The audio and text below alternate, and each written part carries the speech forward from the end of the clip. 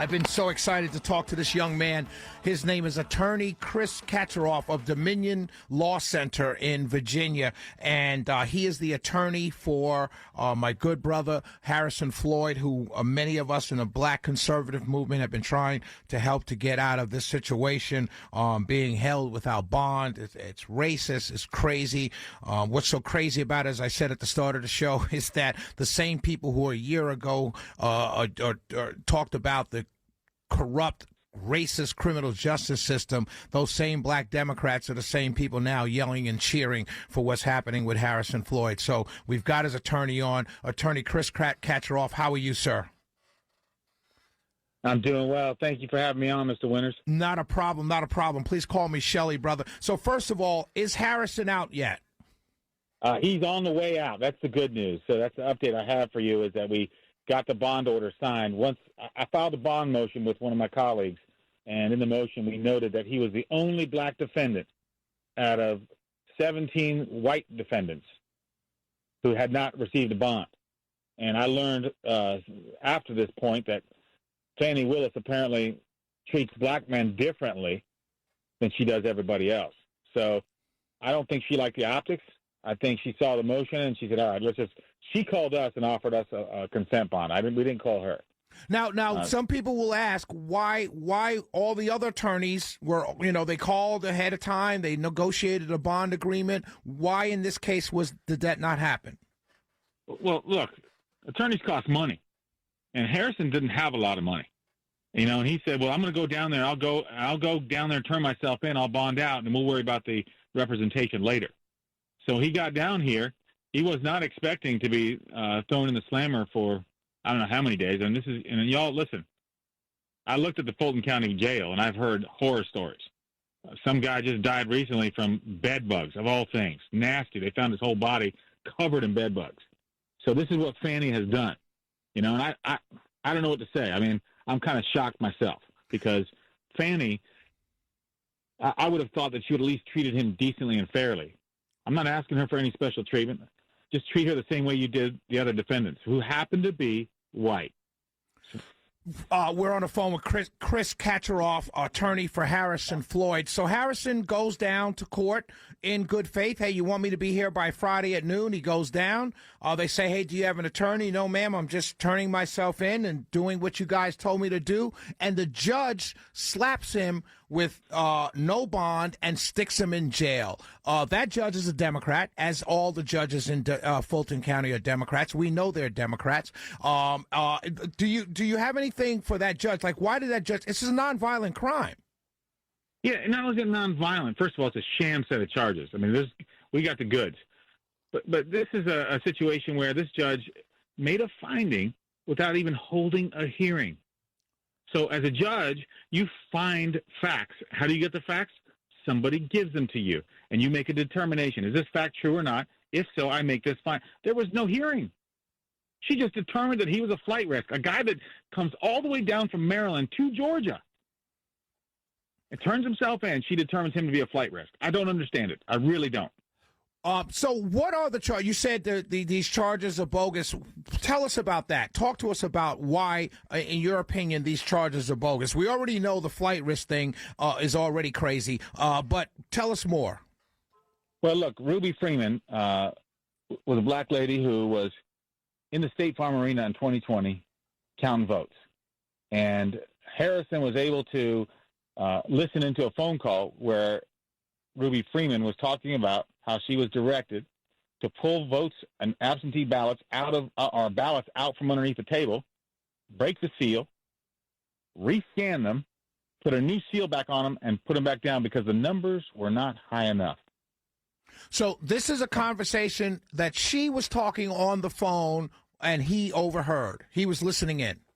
He was. And she also told this to the police. And she said, I got so much to tell you, but I'm not going to talk without an attorney because I'm not going to go down for this.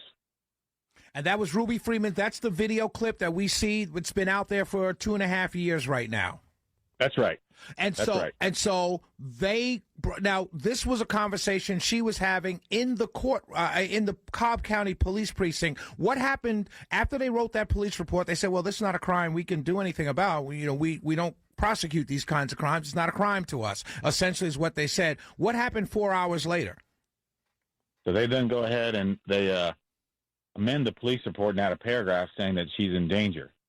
And everybody picks up on that to say, well, she was in danger from folks like Harrison Floyd. And that's just not true. So did Harrison Floyd or Trevion Cootie, did any of them tie up, drag, kidnap Ruby Freeman to go to Cobb County Precinct to talk? No, they barely had any opportunity with her. I'll tell you who did it. There was an attorney named Michael Gottlieb. He and a couple of others, they scurried her away, and I think the feds were there too, and she was gone for 2 months. And if FBI watched this interview at Cobb County Precinct, and everything. That's my understanding, yeah. Yes. So I want my audience to understand nothing that you or I are talking about right now is conspiracy theories. None of this is made up. None of this is conjecture. This is all on a public record, all on internet, all on a YouTube. You see the actual hour and 6-minute video from the Cobb County Jail from body cam, correct? That's right. And I wish this were a conspiracy theory, but it isn't. Hold on with us. We're on the phone with attorney Chris Katcheroff, the attorney for Harrison Floyd, the one man in Fulton County, a majority black county, majority black judges, majority Democrat black sheriffs, police departments, DA's office, the only man held without bond in jail out of 19 people, 18 of which were white. But, you know, none of you Democrats are outraged at that because you don't like him.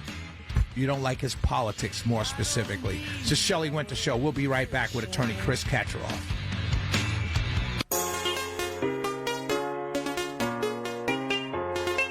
It's the Shelley Winter Show. We're on the phone with attorney Chris Katcheroff, who is the attorney for Harrison Floyd. He should be out of jail by now, if not walking out very soon. Finally got a consent bond with the help of attorney Katcheroff. Attorney Katcheroff, before we went to break, we were talking about that Harrison is being charged with coercing a witness. In this case, it was Ruby Freeman. But you said that he had listened in on a phone call that a lot of people were on where she was saying she wanted to come clean. They had a conversation at the Cobb County Police Precinct, which is all on body cam, all covered by the police. How is it possible that you can coerce someone to say something that's untrue if you're not the police? Well, if you're a Democrat, anything's possible. The truth doesn't matter. And right now, that's what the Democrats in Atlanta are. That's where they're headed. So you were also asking me about the prior charges and whether that affected his bail. I want to stress did he have any prior charges?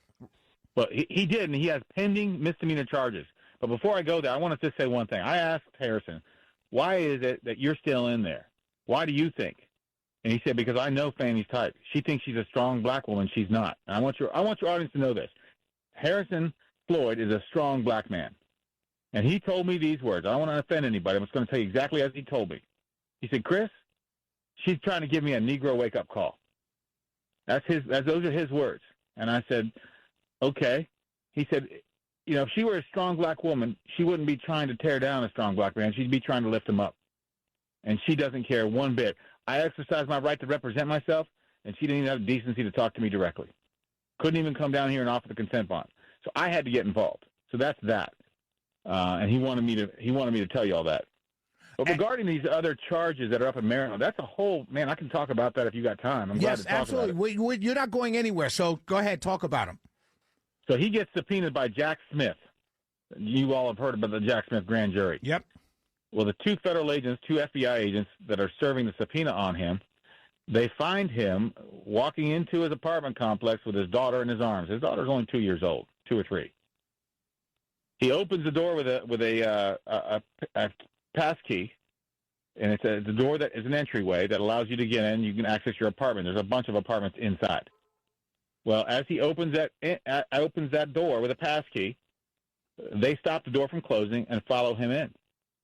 So he didn't authorize them to come in through that door. He walks up the stairs. They follow him up the stairs, and he said, I don't know whether they pulled my shirt or they were holding me back. I felt like I was getting sluggish up the stairs. And I said, well, what are you thinking at this point? And he said, well, I got 2 white dudes coming up at me, wanting to talk to me. I keep telling them, I don't want to talk to you. I don't want to talk to you. And they keep coming at me. So I keep getting up the stairs. I got my daughter in my arms, right? So then he goes in and he finally gets to his door and opens his door and says, I don't want to talk to you, and opens the door, gets in the door, and they throw these subpoenas at him, and he didn't know they were subpoenas at the time. That's an order to come to court. Right. And they throw it through the door as he's walking in, rudely.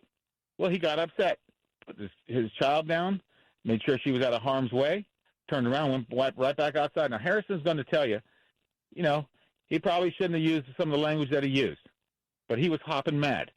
They had provoked him. So he gets out there and he starts yelling at them, and they keep telling him, we're FBI, we're FBI. And you know what he said? Y'all haven't shown me a badge or any identification whatsoever. Yep. I don't know who you are. Right. And they say, get back, we're leaving. And they leave. This is all on audio, by the way. Right. Well, Harrison, not knowing who they were, not being confident, but so upset with the way he was treated and concerned about this, he called the local police department. Local police department comes out. They take a report. And he thinks, okay, well, they're going to investigate it. We'll find out what happened. 8 hours later, the officer shows up and said, Mr. Floyd, I'd like you to step outside. The local state police officer then says to Mr. Floyd, you're under arrest. Now imagine that. Wow. He is the one that made the complaint, and 8 hours later, he's being arrested. What was he arrested for? According to the FBI agents, he poked him in the cheek, bumped him in the chest, and he was spitting on him. 8 hours later, and they left. Hold on, Attorney Kacharoff. Hold on, please. We're on the phone with Attorney Chris Kacharoff, attorney for Harrison Floyd. Don't believe everything you hear. Don't believe everything you read. Listen to the people themselves. It's the Shelley Winter Show. It's the Shelley Winter Show, ladies and gentlemen. We got the short segment here. We're still on the phone with attorney Chris Kacharoff, who is the attorney for Harrison Floyd. Harrison Floyd should be out by now, should never have been held without bond. We know that. Many people know that. The people who held him without bond knew he shouldn't have been held without bond, but they did it anyway. And we're talking to his attorney now. And we will be right back with continuing conversation with attorney Chris Kacharoff, the attorney for Harrison Floyd, in this Trump case.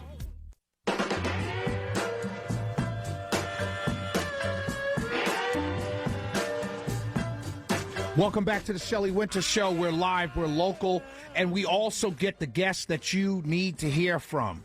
And we're on the phone with attorney Chris Kacharoff. He's the attorney for Harrison Floyd, the only one of the 19 and co-indicted people who did not get bond, had to go to jail, sit in jail. And he happens to be the only African-American male, and he did not get bond. We asked about previous charges. Attorney Kacharoff just explained that. So we have him back on. Chris, let's go forward now. What are next steps in Harrison's case? Well, we got to fight this case, obviously. I mean, she brought the charges. As weak as I think they are, it still requires work. I mean, remember, Fannie has the entire judicial system at her disposal. She's got a juggernaut. It would be like an NFL team going against a Pee Wee league.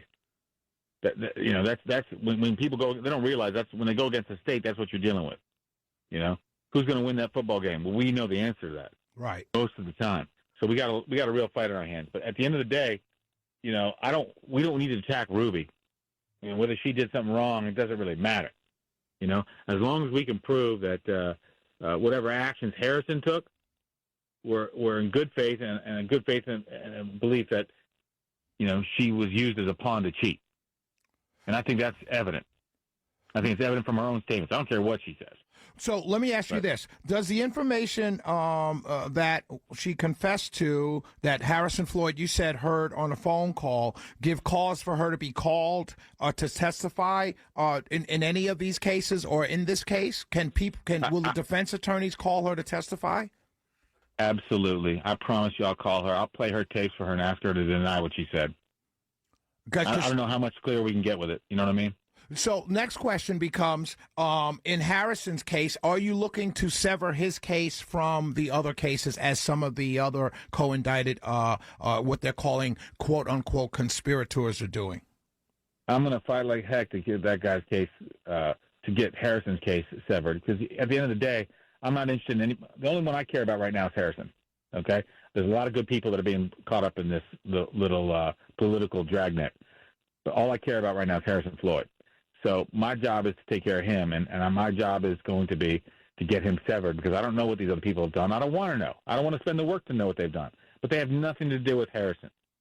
And she being Fannie, she can do whatever she wants. She wants to, to please these Democrats, then she can do what she wants to do. I don't care. But, my job is to take care of him, and I'm doing the best I can in that. Because she recently came out and she sent a motion to the judge saying that she did not want any of the cases to be severed. She wanted to try all 19 together, but that's going to be next to impossible to try 19 people before the October or early November deadline. So you want his case. I'm going to tell you, look, I'm going to tell you, I think that's because she's lazy. That woman just wants to lump it all together and dump a bunch of information on everybody. Now, I don't care about half the information here. I only care about the information that pertains to my guy, to Harrison Floyd. I told you he's a strong man. He's a good man. I know him. I've talked to him, I don't know, I can't countless hours. I got a lot of trust in him. He's the kind of guy I would trust him with everything I had. That's how good of a man he is.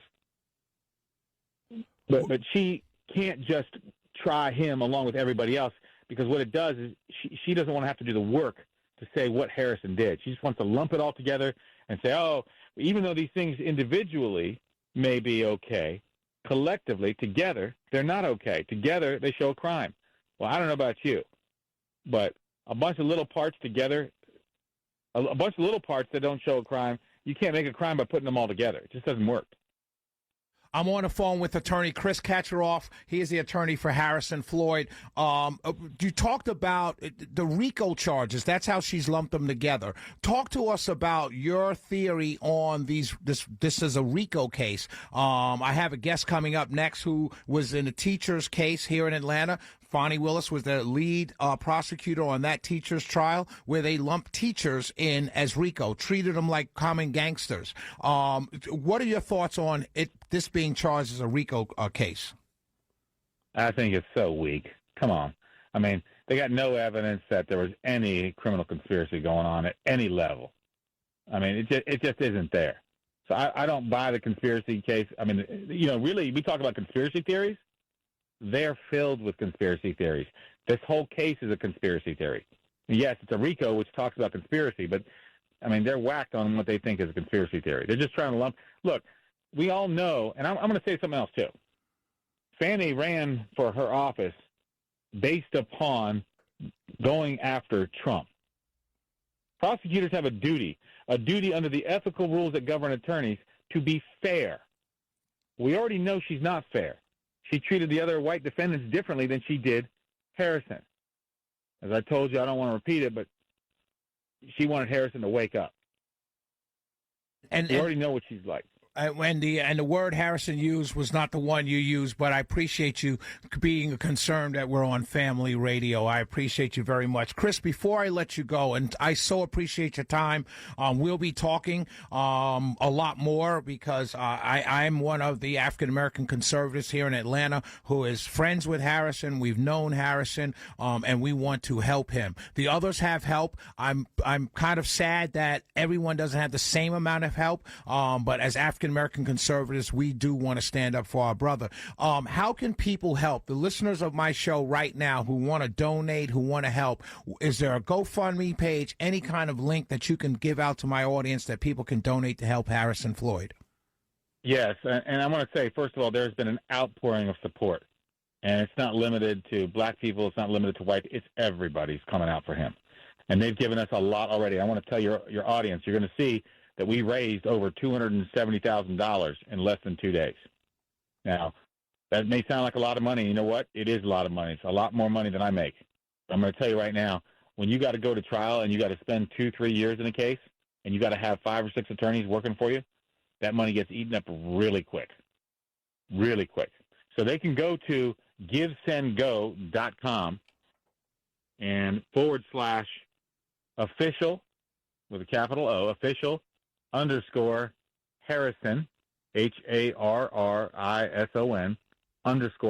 Fund, and they can find the link to donate there if they wish to donate there. So it's Give, Send, Go.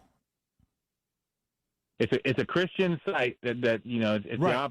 It's opposite of GoFundMe, but it's right. GiveSendGo.com right /official_Harrison_fund. Gotcha. I want to keep repeating that. That's why I'm writing it down. Official_Harrison_fund. Attorney Chris Kacharoff, I appreciate your time. I appreciate you calling into the show. I appreciate you giving us one of the first interviews that you've given us, and I appreciate that very much. A lot of people are not happy with this interview, but you know what I say? They would have been happy if you came on here to dog Harrison Floyd. So that's all I got to say to that. Do you have any last words for my audience? Yeah, I really appreciate all the prayers and people that are supporting Harrison. He's a good man. He's a strong man, and we're going to take good care of him. He's not going down for this. My man, Attorney Chris Kacharoff, God bless you, and please stay in touch. Will do. See you. Ladies and gentlemen, you just heard it for yourself. No, he wasn't charged with a felony. No, he didn't have previous charges. No, everything that they did wasn't coercion, because the woman herself walked to the Cobb County precinct. It's all on body cam. This has been out there for 2.5 years. This is nothing new. It's only new to many of you because you've only been taking one side of the narrative, which is standard operating procedure when you hate people. If you hate Republicans and you hate Trump and you hate black Republicans who like Trump, then you're going to take every narrative that supports that hatred. And the reason why you hate him. Hate all of us. But at the end of the day, when you're faced with the truth, you either got to do one of two things as a human being. You either got to say, wow, I've been lied to and I'm upset, or you're going to be a soulless, logicless, emotionless person and say, I don't care what the truth is. I'm going to still believe the lies that I was told. That's on you, ladies and gentlemen. That's not my job. My job is simply to give you the truth. Because what you just heard from 7:36 to 8:14, I guarantee you 1,000%, 99% of you had no idea of any of it, because you've been listening to one side of the story till now, because that side of the story was the story you wanted to hear. Be an adult, grow up, and listen to the truth. And the truth is on the Shelley Winter Show, 7 p.m. to 10 p.m. Monday through Friday. We'll be right back. This ain't a movie, no.